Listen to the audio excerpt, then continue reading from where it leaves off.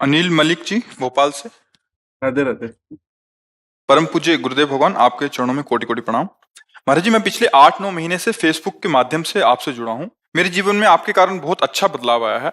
मैं सप्ताह में 2-3 बार नॉनवेज खाता था, अब मैंने और मेरे पूरे परिवार ने नॉनवेज खाना छोड़ दिया है और नाम जप करने में लगा हूँ।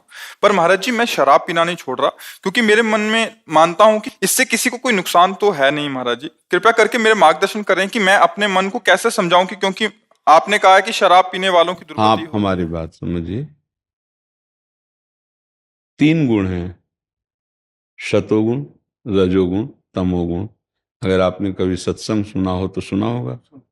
शतोगुण में जीव की सदगति के चांस हैं। रजोगुण और तमोगुण दुर्गति कराता है। रजोगुण में काम भोग आदि नाना प्रकार की वासनाएं, और तमोगुण में निद्रा, आलस्य, प्रमाद, उत्थम, तत्तामस मुदाहृतम। शराब तमोगुणी है। हर पदार्थ का अपना गुण है। जैसे प्याज और लहसुन, कई बार हमने चर्चा में कहा है कि बिल्कुल न किसी की हिंसा होती है और ना इसमें किसी तरह का, जैसे जहां आलू पैदा होती वहां प्याज लहसुन पैदा होता है, भूमि में ही तो होता है ना। लेकिन संत मना करते हैं ना। क्यों मना करते हैं? क्योंकि वो तमोगुणी है। अच्छा, भजन करके संसार से मुक्त होने के लिए हमें पवित्रता चाहिए, बुद्धि की पवित्रता।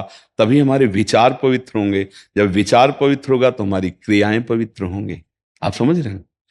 अब ये शराब जो है, ये घोर तमोगुणी है। एक होता है तमोगुण परसेंट में कि इतने परसेंट है, ये घोर तमोगुणी। दूसरी बात, इसको महापाप में रखा गया है। परस्त्री गमन,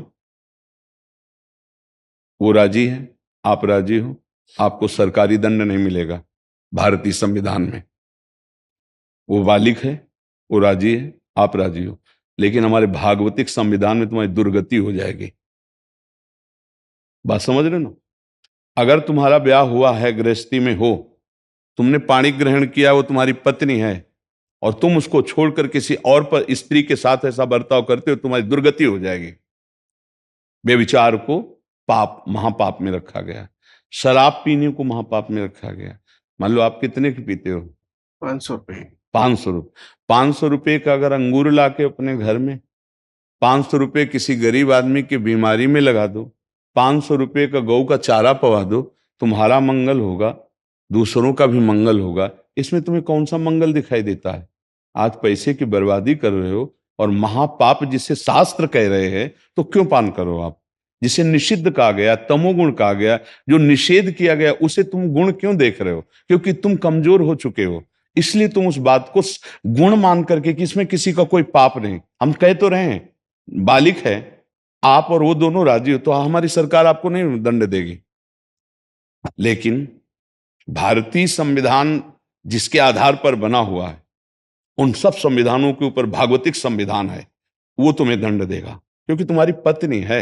ये मनोरंजन का क्षेत्र नहीं, धर्म का क्षेत्र है। धर्म क्षेत्र है ये, भारतीय धर्म क्षेत्र है। और ये हमारे यहाँ नहीं, विदेशों में होगा। अब संचालित हो रहा है जो वहां की सभ्यता। हमारे यहाँ तो निषेध है, ऐसा नहीं। मान लो ऐसी स्त्री कोई शरीर है तो परपुरुष से, तुम्हारे शास्त्रों में लिखा हुआ है, तो तस्मात् शास्त्रम प्रमाणम। हमारे देश में जो कार्य होता है वो शास्त्र प्रमाणित होता है, मन के अनुसार नहीं होता, धर्म की पवित्रता के लिए। परिस्त्री गमन, मदिरापान, द्यूत कीड़ा, जुआ खेलना और मांस हिंसा, ये सब महापाप में रखे गए हैं। दूसरे की स्वर्ण चोरी करना, ये सब महापाप में। और तीसरी बात, परीक्षित जी ने कलयुग को इन्हीं महापापों में वास दिया कि हमारे राज्य में कोई महापापी है नहीं तो टिकेगा, है नहीं, ये भाग जाएगा। और वो भी बहुत बुद्धिमान। एक बात रख दी, स्वर्ण की चोरी, तो धन में छल कपट करना, चोरी करना प्राय तो यहीं से घुसता है। फिर जब कपट और अधर्म से धन आता है तो फिर ये बुद्धि आ जाती, जो आप बोले ना 500 की।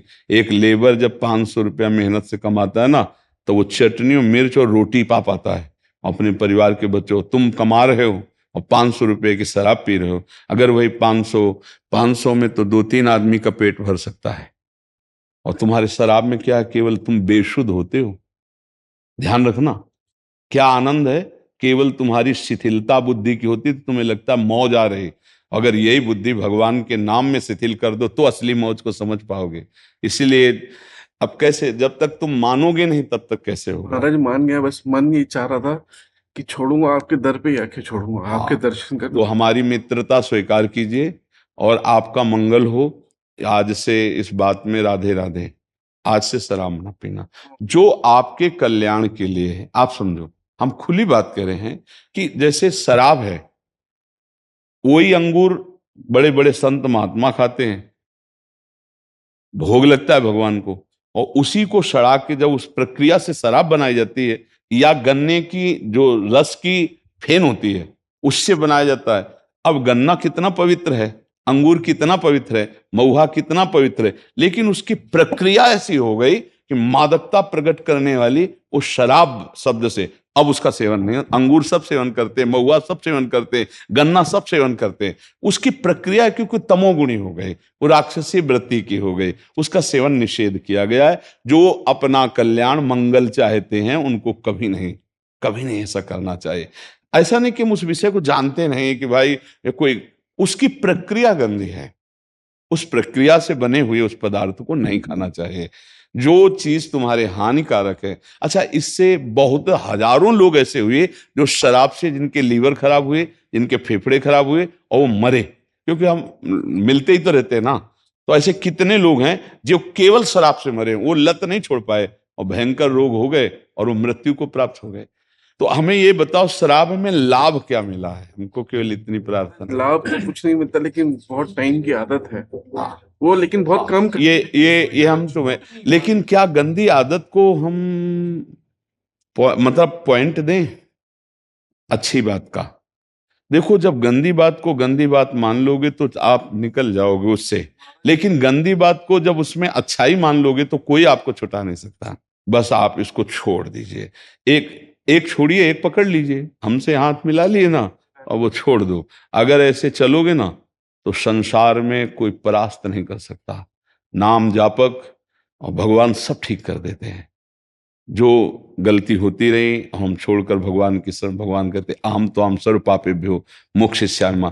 देखो, आज आपने जब कुछ छोड़ा तो हिम्मत आई, आप यहाँ आ गए, आपने माना, तो आप कितने पावन जगह में बैठे हैं, वृंदावन में संत समागम में बैठे हैं, आंख पे आंख मिला करके संभाषण हो रहा है हमारा आपका। तो ये सौभाग्य मिला ना त्याग से, अब इसको भी त्यागो। और हो सकता है कभी पाप के परिणाम में कोई दुख आ जाए, उसे चुपचाप सह लेते हैं, नाम जप करते हैं तो सब समन हो जाएगा। भगवान कृपा करें इसी जन्म में हमारा काम बन जाए, हमें पुनः दुर्गति न भोगनी पड़े।